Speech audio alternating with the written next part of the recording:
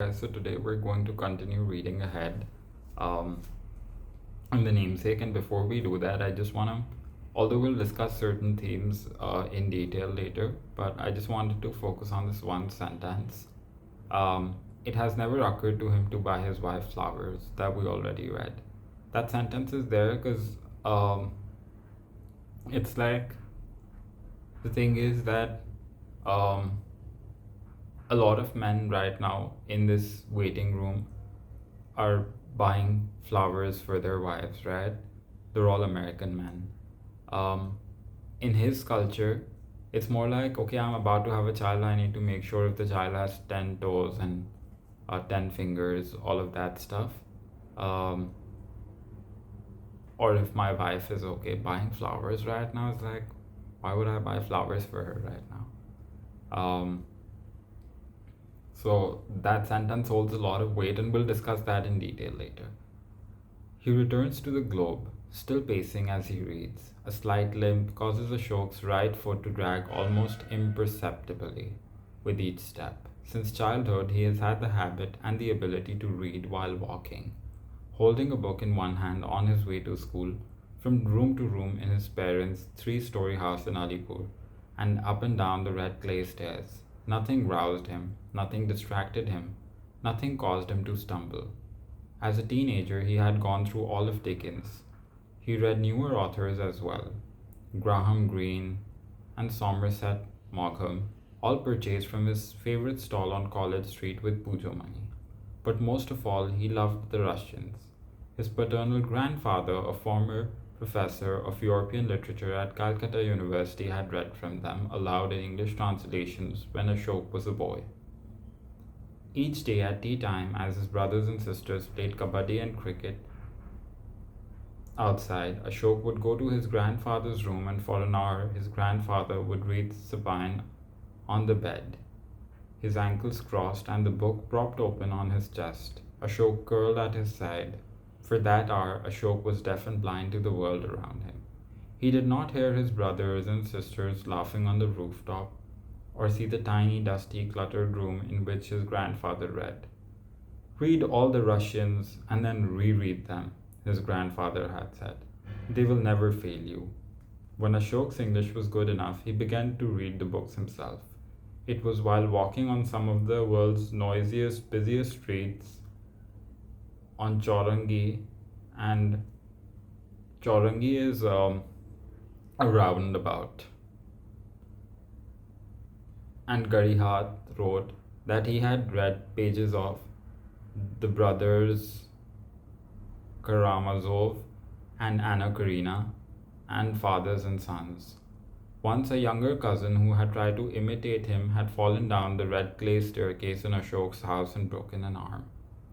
Ashok's mother was always convinced that her eldest son would be hit by a bus or a tram, his nose deep into War and Peace, that he would be reading a book the moment he died.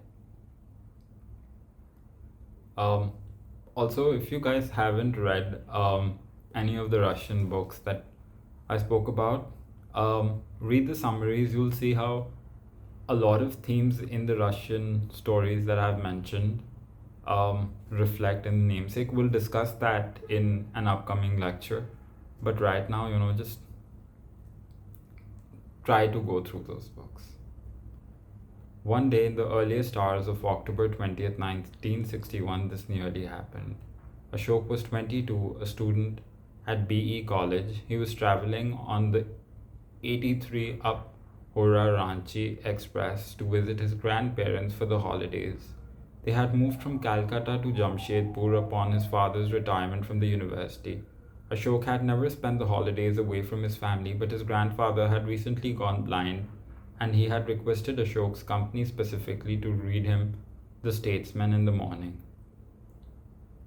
Dostoevsky, and Tolstoy in the afternoon. Ashok accepted the invitation eagerly. He carried 2 suitcases, the first one containing clothes and gifts, the second empty.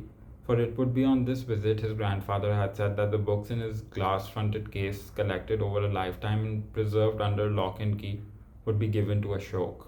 The books had been promised to Ashok throughout his childhood, and for as long as he could remember, he had coveted them more than anything else in the world.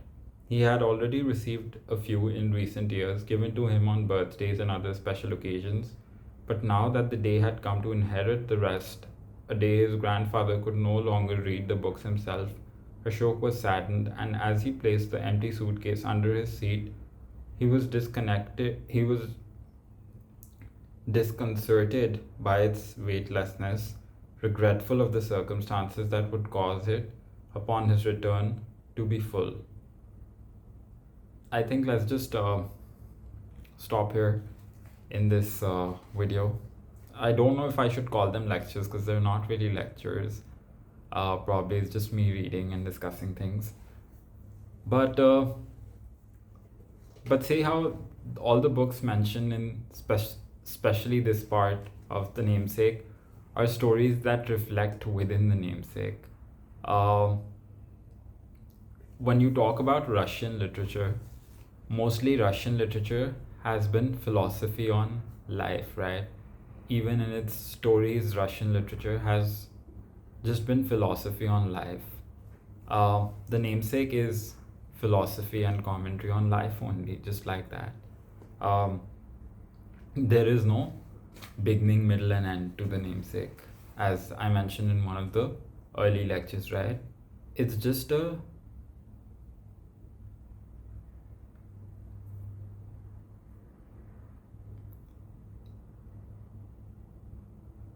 transcription on around 40 years of life,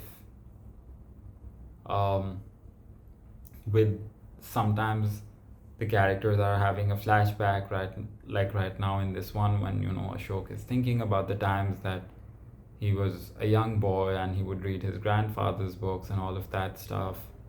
So things like that. And those stories that Lahiri has mentioned, they're the same stories that reflect in the namesake, fathers and sons. Go and read the summary for it.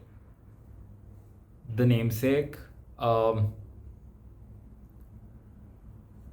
has, because I said that it's not one story, it's several stories at once. Fathers and sons is one philosophy in its core that reflects in the pages of the namesake. A lot of others do. See you guys in another video. Until then, don't forget to give me a thumbs up as well as subscribe to the channel. See you guys in another video.